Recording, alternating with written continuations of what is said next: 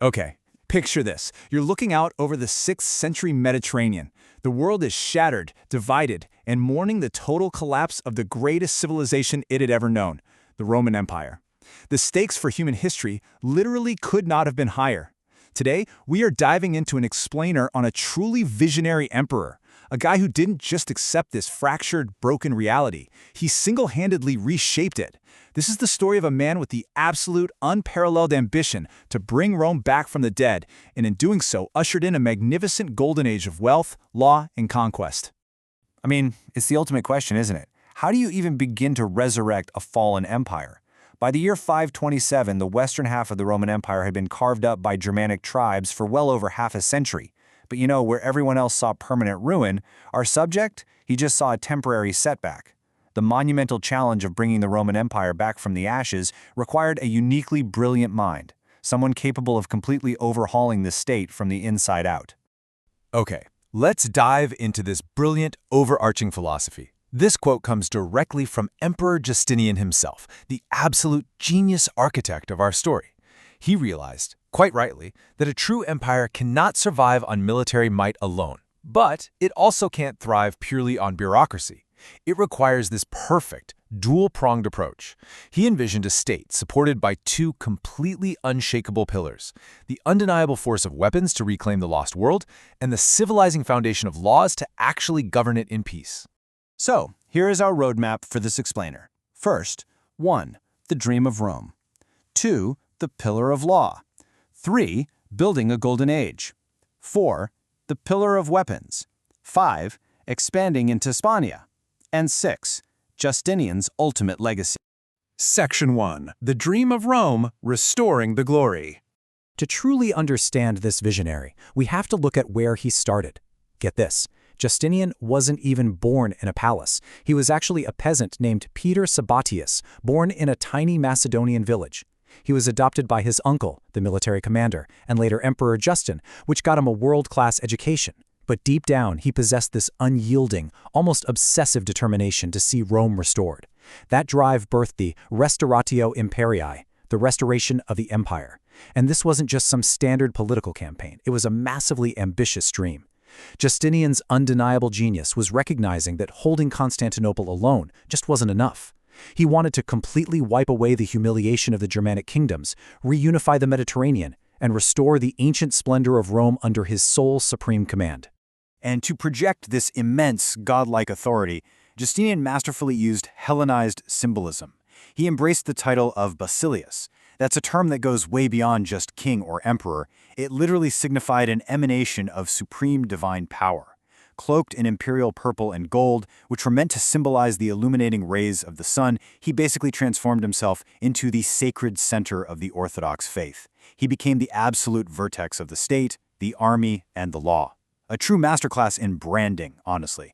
Section 2. The Pillar of Law, a Unified System. Now, you simply cannot rule a vast, resurrected empire without a rock-solid legal foundation, right? To govern effectively, Justinian knew he had to clean up centuries of contradictory, confusing Roman laws and forge them into a single, undeniable truth. So what does he do?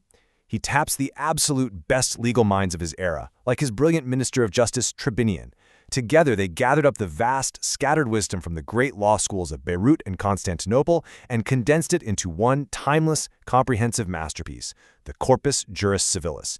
This four-part civil law code was so incredibly thorough, so perfectly designed, that it literally became the foundation for legal norms in Europe and countries all around the world up to this very day.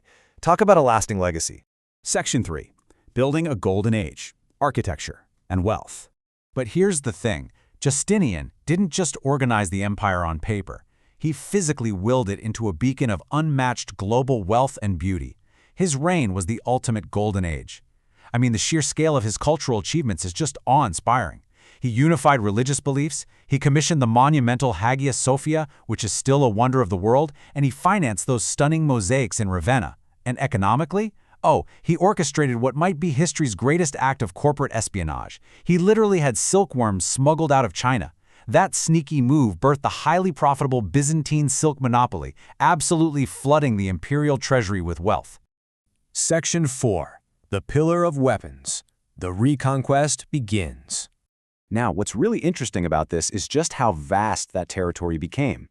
With his domestic house perfectly in order, his treasury overflowing with silk money, and his legal code firmly established, Justinian was ready to activate that second pillar: weapons. It was time to reclaim the lost West by sheer force, starting with the ridiculously wealthy Vandal Kingdom of North Africa. Justinian didn't just talk a big game about restoring Rome, his grand dreams became physical reality. Looking at the sheer extent of his military campaigns, he effectively turned the Mediterranean back into a Roman lake.